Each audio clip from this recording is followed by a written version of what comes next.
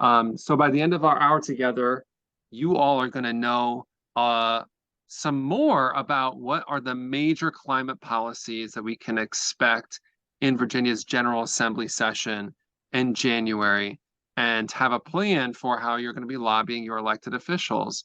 And to do that, we have a very special guest, Tynesha Griffin from the New Virginia Majority. We're so excited to have you here. So thank you for giving us your evening. We'll be walking us through the election results and just what they mean for our climate work. And we're so excited to have this conversation. So our agenda for tonight, we're going to be talking through our smart scale update. Xander's going to be talking us through that. And then there's going to be an election debrief and some questions and answers. I'll give some very brief highlights about CCAN work, and then Tanisha is going to talk us through the elections and what they mean for CCAN. We'll talk about our climate priorities, and then we're going to go into breakout rooms based on regions like we normally do, the Nova region, the Central Virginia region, Hampton Roads region. And we're going to be talking about people about what climate priorities you're interested in, what issues you're connecting to on a personal level, and what policies you would like to be advocating for with your elected officials. And then we're going to do a quick debrief and then next steps. So we're really excited to have you all here today. I'm going to be kicking it off to Xander to talk to us about Smart Scale. Hi, everyone. So we know that you all join us because you're a part of a movement. Mustafa, can you go next slide? And we want to make sure that you are understanding how everything that we do at each of these meetings continues to build on each other. So last month, we talked about the urgent need to fight dangerous rollbacks to Virginia's Smart Scale program. For those of you who were not here, Smart Scale is a funding formula that allocates millions of dollars for transportation projects in Virginia. Currently, what we are funding and are projects that reduce congestion, increase safety, accessibility, environmental quality, or increase economic development, which we're all for. These are things that we support, and this formula has been working well. However, the board that regulates this formula and administers the funds proposed dangerous rollbacks to the policy. If we applied those anti-climate changes to previous projects that have been allocated through this funding mechanism, the successful projects would have looked very, very different. 0 bus transit projects would have been funded, and 3/4 of all the pedestrian and bicycling projects would also not have been funded. And this would go forward for all of Virginia. And to make matters worse, there was only one public comment hearing for the entire state to make their voices heard, and it was on Halloween, which is just very spooky. And even with all these barriers, we were able to make our voices heard. Last month, we got trained in order to take action. So on our call together, a lot of us who I see here again today wrote letters. Bruce shared how we can write an impactful letter so that our voices can be heard, even if we can't make that Halloween public comment period. And Victoria wrote an email target and shared it with us, and we were able to apply that. So since the last month, we've had 5 letters to the editor submitted. A number of them were published all across the state. 44 of you used the action alert to submit comments to the Commonwealth Transportation Board, which is huge. This board does not get a lot of comments from ordinary Virginians, and so that really does make an impact. And cities and counties who have received these funds were able to testify at that Halloween hearing. So to everyone who sent a comment, published a letter to the editor, or shared the link with your friends, thank you very much. And I want to highlight that we are not yet done. You can still submit comments through the first week in December. So I'll put in the chat the form and a comment writing guide to help craft your text. So that is something that we really encourage you to do. And I see a number of you on this call again that did it last time, so I just want to thank you. So that's our update, and we keep moving forward. We won't have we don't know what impact our comments have made just yet. The board will still be deliberating and continue to accept public comment, like I said, through the 8th at least. So still make your voices heard. But I do want to pause for 1 or 2 questions. Yeah. So if you do have a question, raise your hand.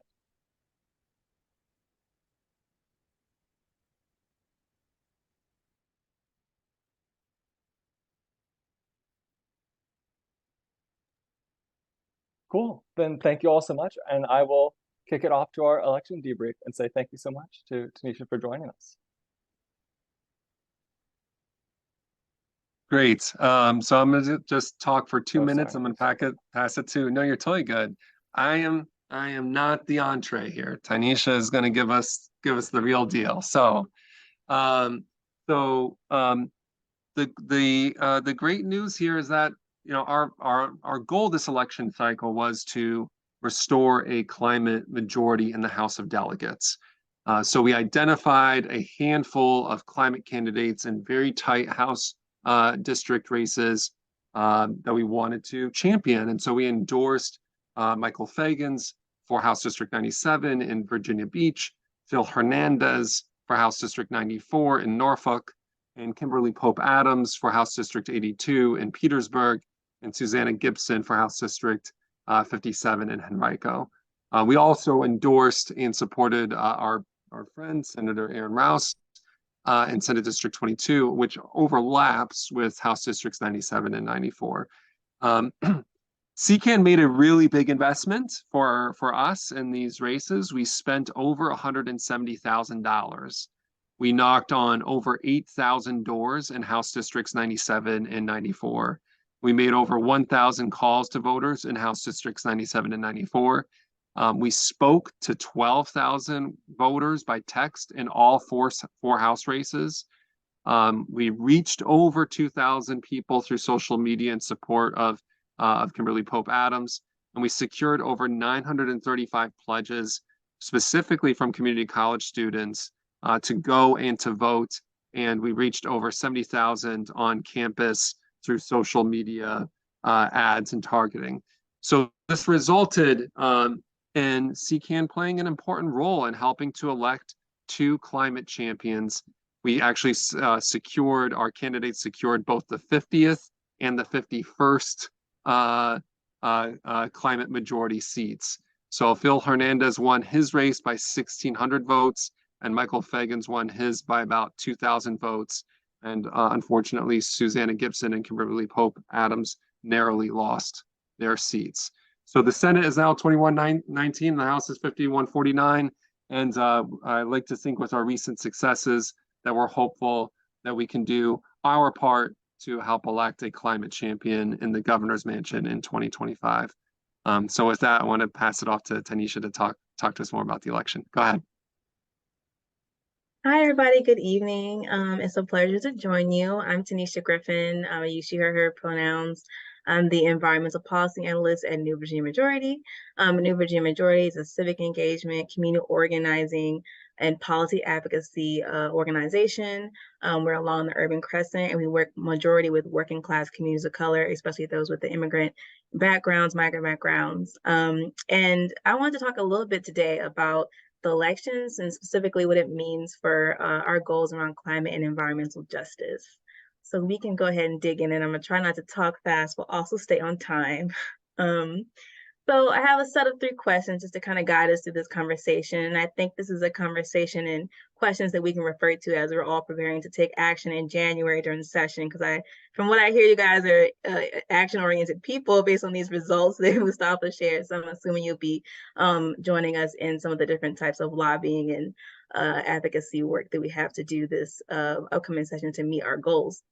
So one of the first questions I wanted us to think about is what opportunities did the election cycle present for creating the political landscape needed to most effectively address climate and environmental justice issues in the state.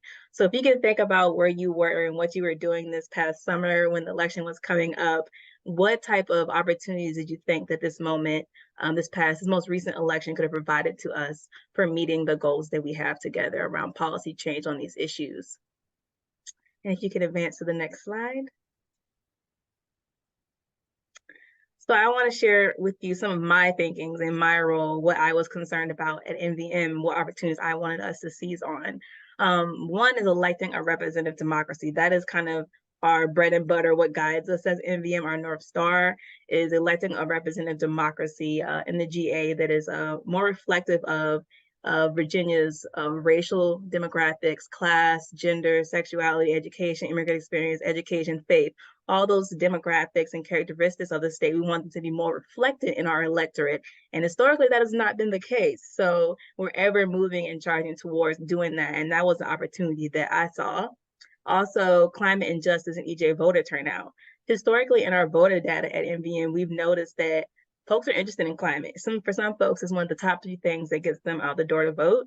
So this is an opportunity to get those people still engaged in more type of elections like this one, where climate and EJ are on the ballot.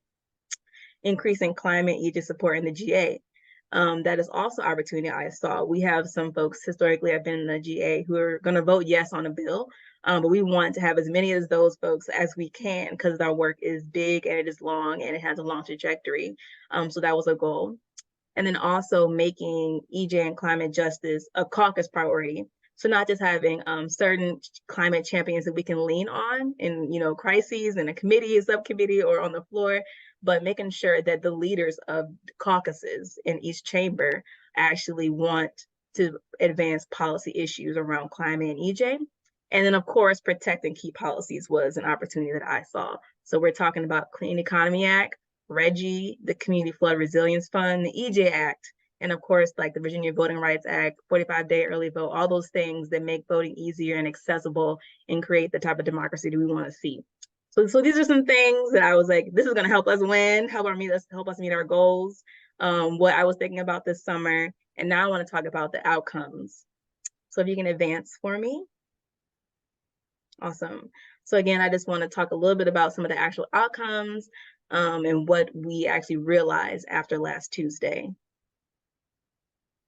You can advance one more time for me. Awesome. So some key election outcomes. So when my policy team and us, we were sitting around tables, anxiously waiting and trying to, of course, have a political arm as well. So we were out canvassing. We had an all-staff canvassing day. We were thinking about this regularly. And some of the key races that we were concerned about, I know you all named the Kim Taylor, Kimberly Pope Adams race. That was something we were looking into. We were also looking at the Willett and Sha'i race because that overlaps with the Van Valkenburg district, which is a really tight race. And the Senate, we're looking at some of these races here as well. And when we think about last Tuesday and those races that got us that +1D vote in each chamber, some key races were the Thomas and Stirrup race, the Cole and Peters race, the Fagans and Greenhollow race. I think I'm saying that incorrectly, but I will get correct on that last name. And Van Valkenburg and Donovan in the Senate, Rouse and Adams, Roman Wolf, and Perry and Segura. So I just wanted to keep these names top of mind for you because in competitive races, oftentimes those legislators are people we have to work with. They might have districts and constituencies who have differing opinions on things, or they might have they might just have constituencies that we have to consider more thoroughly when we're trying to meet our goals. So something to keep in mind when you're doing your engagement in the legislature in January. So moving forward. Okay, so some also election outcomes that are important to keep in mind. We did, in fact, elect that more representative democracy that I was talking about. So we had the highest percentage of Black senators ever elected to the Virginia Senate in GA's history, as far as I understand, which is pretty amazing, considering the legacy of racial injustice in Virginia, in the state of Virginia. We also increased the Asian American Pacific Islander demographic in the Senate as well. And then also in the House, we'll have for the first time all POC House leadership. So the Speaker of the House, the Majority Leader, and the Caucus Chair. And this is the first time this has also ever happened in Virginia's history. So all of this is pretty historical stuff.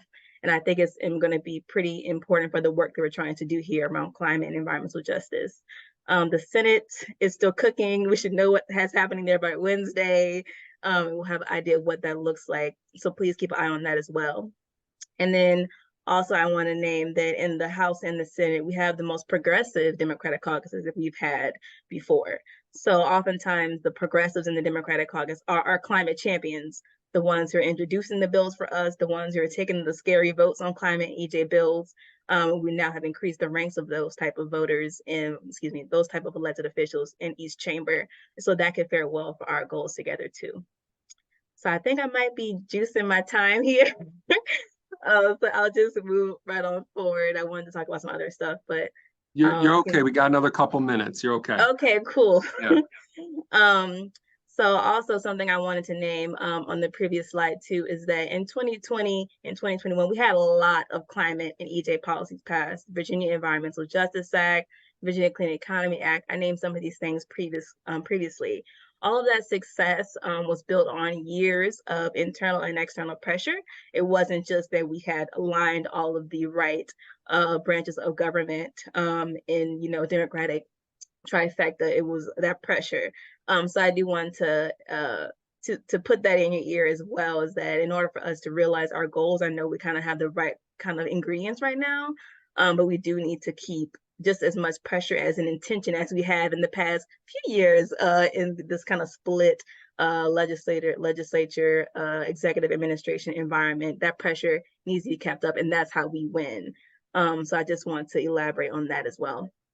So my last question that I want to kind of pose to you all is, what key opportunities does these results create for climate justice and EJ policy wins? What are the actual policies that we should be thinking about now that we're kind of here? What should we start working on, right? What are some goals we can set?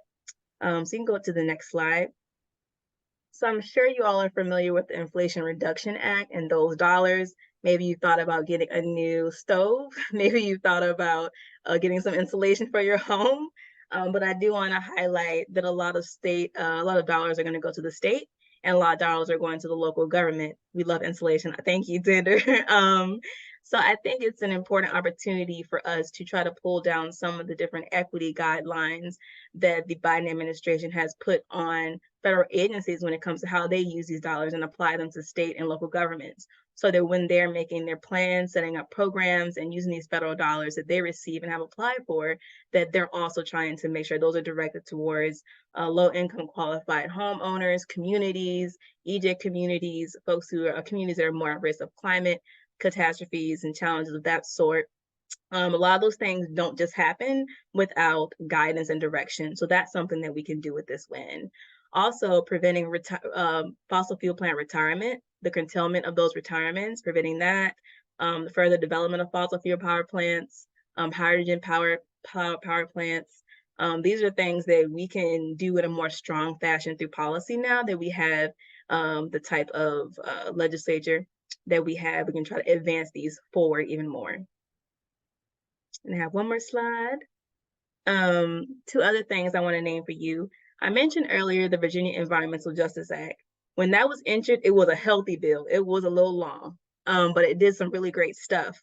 What we ended up with when that passed in 2020 was mostly a mandate. So it's required in Virginia that state agencies guarantee environmental justice for all its residents. Is like a real high level boiled down mandate of what we ended up with.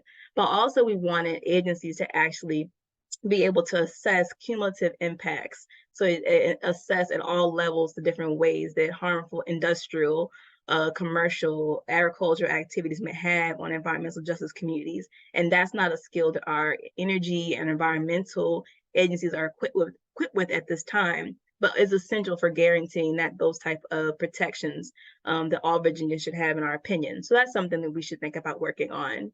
And then lastly, increasing funding and preventing further reallocation of state dollars when it comes to inland flooding, sea level rise, and low income qualified energy weatherization. So I talked a little bit about the resiliency fund we kind of have set up at the state level. Some of those dollars have been reallocated to other efforts. And also that means we have less dollars available, and there's no other state funds that are currently directed towards those initiatives. So in this climate crisis, that's something we definitely need to think about, as well as other types of dollars that we may need to make available for other instances of climate catastrophes. So what issues are we not thinking about? I know you all have looked at the news maybe and seen some of the wildfires in Southwest Virginia. So things like that just broaden the scope of what issues we should be concerned about at the state level when it comes to climate, and what type of policies and state dollars should be directing towards those initiatives. Who should get those? Who should be prioritized? And how can we build the capacity of local governments to respond to those issues and plan for the future? So that's really high level, super high level.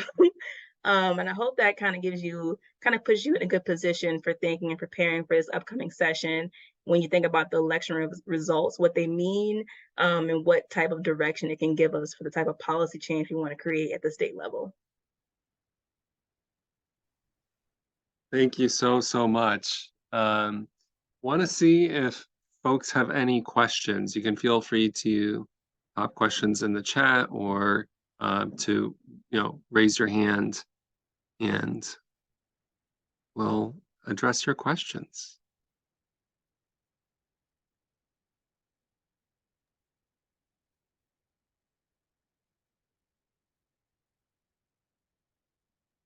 And if you have any questions that you just like are still putting together in your brain, feel free to send me an email. I put my email in one of the slides, but also they can forward that out to you. Are there any current relevant bills being fought out in the General Assembly that we should follow? Well, they haven't, a lot of the bills, we're not at the point now where we know which bills are going to be formally introduced. They're not in the LIS system, but from what I think that you all are going to talk a little bit about some bills that you all are working on and planning to introduce later on in the presentation, if I'm not mistaken.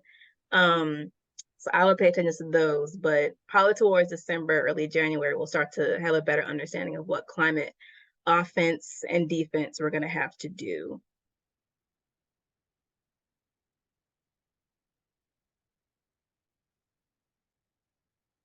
Great question, Andrew. Yeah. Any other questions?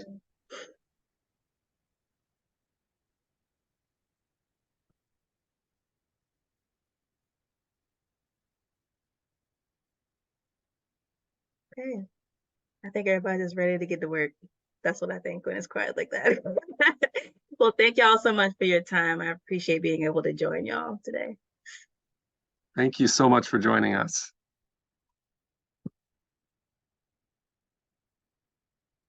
All right. Xander, I think we are kicking it to you to talk to us about, so what are CCAN's priorities for this session?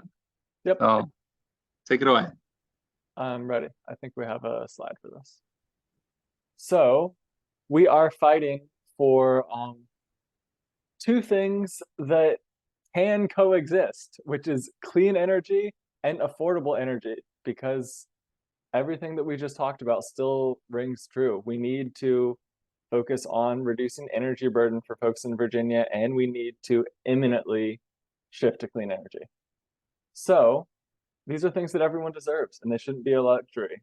And so I'm going to walk through a couple examples of what that could look like.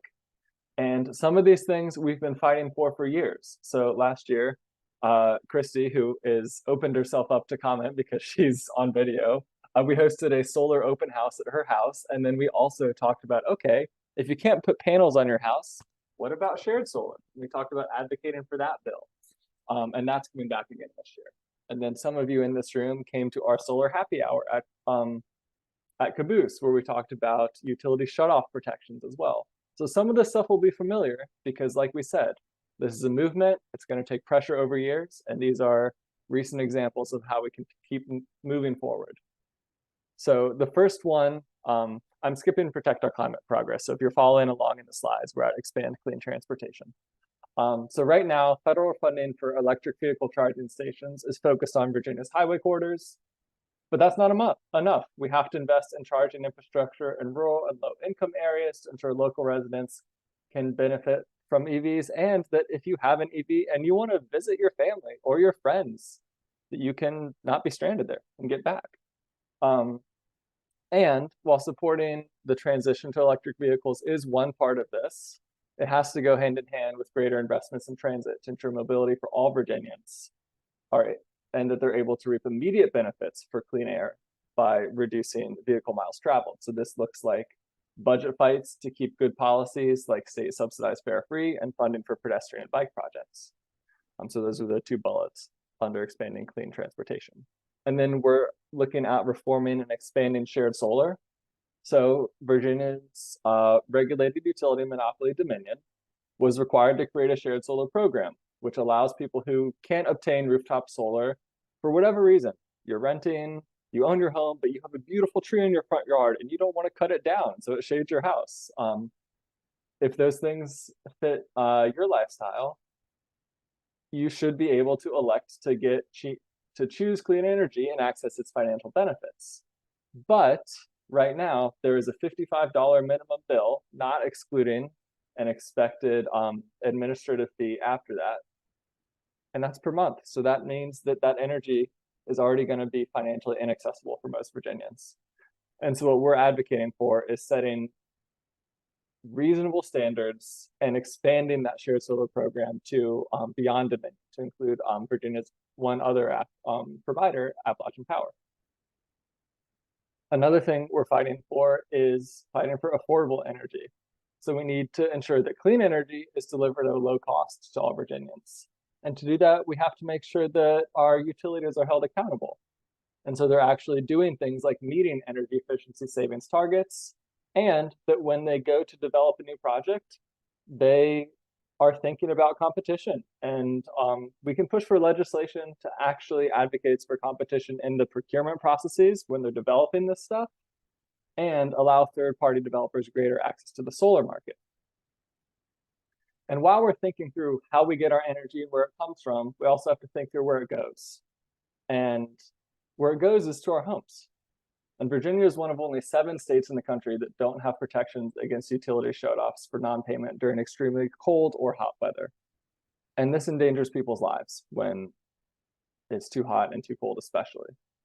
And so something that we're doing is advocating for protections, so that folks, if for whatever reason you can't pay your utilities, you shouldn't be penalized by having them shut off. And that's another thing that we're fighting for. So yes, produce clean energy and keep it affordable and make sure that folks can live with it. And so those are just some quick overviews. And what we're going to do now is I'll pause for 2 questions if people have them. But if not, I will set up the breakout rooms and talk people through what we're going to be doing. But first, I want to pause for questions.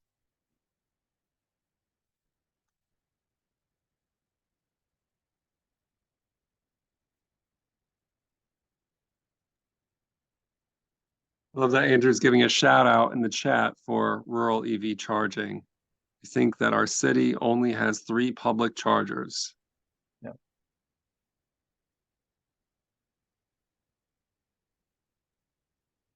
So it looks like we've got a question in the chat from Marlene Zander. Is there anything apartment dwellers can do to opt into shared solar? How does that program work? I get electricity through Dominion, but I've never seen any info about opting into shared solar. Seems like it would be good to have people hop on that to encourage expansion. Yes, I will put Dominion's fact sheet here in the chat, and they have an email that you can reach out to. But if you're interested in learning more, I would actually think one thing to do is to get involved with our organizing here, because right now the program is not affordable for most folks. And I really appreciate you wanting to jump in and encourage it. And here's the page to do so. And I want to make sure that we push to make it even better.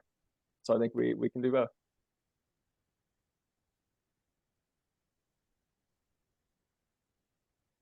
Great. Well, I think that's it in terms of questions. Cool. Yes, thank you, Merlin. That's a good question. So what we want to do in breakout rooms, we're going to put you in a room by region, because what we're setting people up for is to start lobbying your local elected officials to support these policies. So you'll be in a room with your local organizer and other folks who live close to you. And what you'll do is you'll start off with some silent research time. And we're going to ask you to look up who your representatives are, if you don't know that already, and then to look at a fact sheet that we prepared that outlines those climate policies that I just ran through, and think about which one of them really speaks to you the most. And then we'll take 10 minutes and we'll go around and have a select number of folks If you have time, everyone in your room can share. If not, just a few folks can share out. For example, I'm Xander, and I really resonate with utility shut-off protections because something that happens right now is they could have, if you can't pay your bills, it could be shut off on Friday, and then you'll call the office and no one's back in there till Monday, and you'll be stuck without electricity the whole weekend. And I really resonate with just fighting with the robocall answering machine messages and just can't get past them. And just know that it's wrong, that people can face that. So you'll share that out with folks, and then you'll end with some clear enough steps that your facilitator will guide you through. And then we'll come back in the big room and talk about what is on the horizon for CCAN as a movement. So to set up the breakouts, I believe if you're in Northern Virginia, you'll stay in this room with me. If you're in Central Virginia, there'll be a breakout room pop up and you will elect to go to that. And Mason will be there, and then Mustafa will be in a Hampton Roads breakout. And if none of those regions fit with where you live, then you can pick one that you have some connection to, and then we can talk to you offline later about how we can continue to work together. Xander, should I wrap us up? Yes. All right, everybody. It was really wonderful just to hear some of the conversation about people's interests in both like the policy priorities, and like what I'm just hearing is everybody is excited, right? That we're leaning into this opportunity, that now that we've got a climate majority, that we're going to be pushing the envelope on the local and on the state level to be advancing these important priorities and to be organizing our communities. Because we've got a climate majority, as was shared before, this is the opportunity to continue to keep organizing and not to let our foot off the gas. So I want to raise your hand if you know who your legislators are. Did you look them up? Yeah.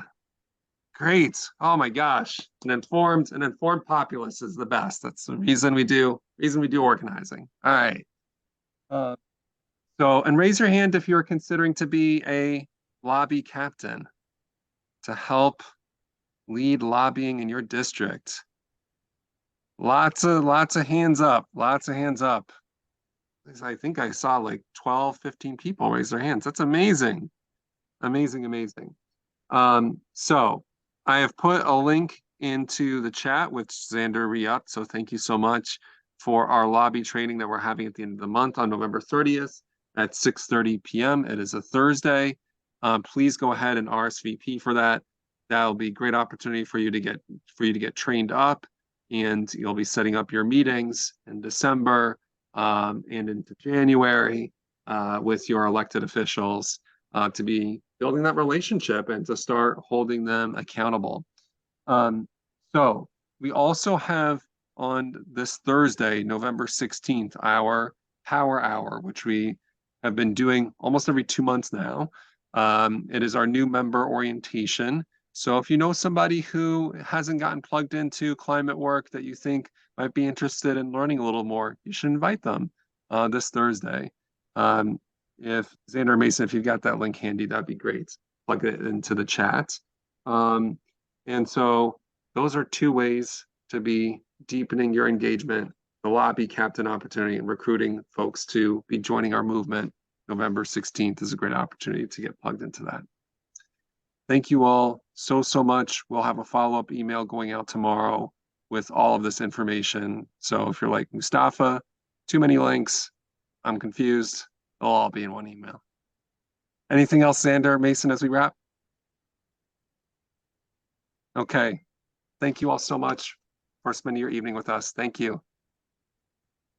Thank you all. Night. Jackie, they will be once the session starts. But I have them in a Google Doc for you. They'll come out. Thanks, everyone. All right. Thanks.